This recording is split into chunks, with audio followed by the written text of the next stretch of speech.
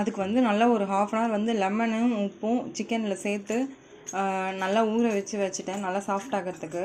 அப்புறமா கேர்டு, மஞ்சத்தூள், இஞ்சி பூண்டு பேஸ்ட்டு, அதுக்கப்புறம் வந்து மிளகாத்தூள், கலருக்காக காஷ்மீரி மிளகாத்தூள். ஆச்சி பிராண்டோடது வந்து எல்லா பிராண்டையும் கம்பேர் பண்ணும்போது நல்லா கலர் கொடுக்கும் கொஞ்சம் சேர்த்தாலே. ஸோ அது சேர்த்துருந்தேன். அப்புறம் வீட்டில் நானே அரைச்ச கரம் மசாலா சேர்த்து நல்லா வந்து கையில் வந்து நல்லா மிக்ஸ் பண்ணி எல்லா கட்ஸ் அண்ட் எல்லா சைட்ஸ்லேயும் வந்து மசாலா மேரினேட் ஆகிற மாதிரி நல்லா கையில் மிக்ஸ் பண்ணி ஊற வச்சுட்டேன் நைட்டு செய்யறதுக்காக.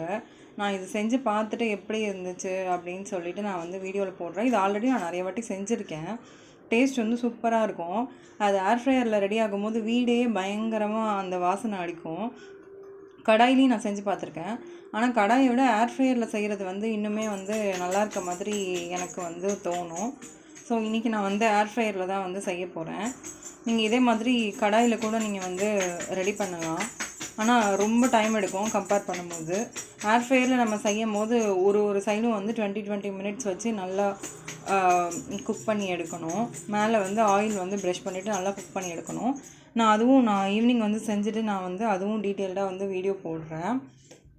அண்ட் இன்றைக்கி வந்து சாட்டர்டே இல்லையா, ஸோ வீட்டில் வந்து நிறைய வேலை இருக்குது. ஒரு வேலையாக தான் பண்ணிகிட்ருக்கேன்.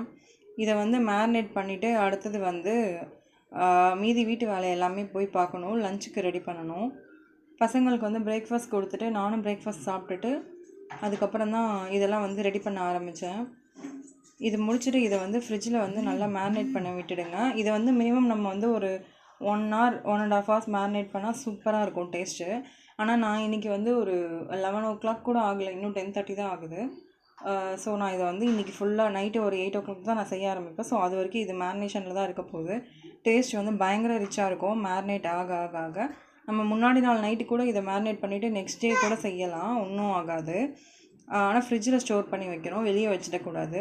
நேற்று வந்து டிமார்ட் போயிருந்தேன். 1000 தான் வாங்கணும் அப்படின்னு சொல்லிட்டு பிளான் பண்ணி தான் போயிருந்தேன். ஸோ அதனால் இந்த ஸ்லிப்பர் வந்து ஒன்று வாங்கியிருந்தேன். இது வந்து 199 rupees.